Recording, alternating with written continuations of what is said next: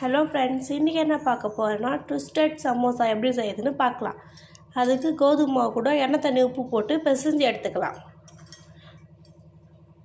வேக வச்ச உருளைக்கிழங்கு மசாலா ஆட் பண்ணிக்கலாம். தனியாத்தூள் 1 ஸ்பூன், சீரகத்தூள், ரெட் சில்லி, கார்ன்ஃப்ளவர் மாவு, தேவையான அளவு சால்ட் போட்டு நல்லா மிக்ஸ் பண்ணி எடுத்துக்கலாம்.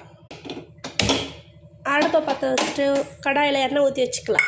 மாவு மாதிரி தட்டிக்கலாம். பாதி போர்ஷனில் மட்டும் இந்த உருளைக்கிழங்கு ஸ்டஃபிங் வச்சுக்கலாம். பாதி போர்ஷனில் மட்டும் வெடித்து அதை நல்லா கவர் பண்ணிக்கலாம். குட்டி குட்டியாக கட் பண்ணி எடுத்துக்கலாம். குட்டி குட்டியாக கட் பண்ணிவிட்டு இந்த மாதிரி ஸ்பைரலாக ரோல் பண்ணி எடுத்துக்கலாம்.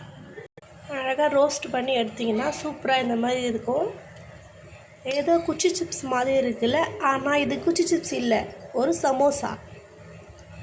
அதுதான் ட்விஸ்டட் சமோசா. நீங்கள் உங்கள் குழந்தைங்க இந்த மாதிரி செஞ்சு கொடுங்க ஈவினிங் ஸ்நாக்ஸாக.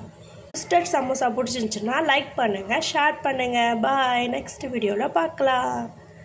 கூடவே டொமேட்டோ சாஸ் வச்சு சாப்பிட்டிங்கன்னா சூப்பராக இருக்கும்.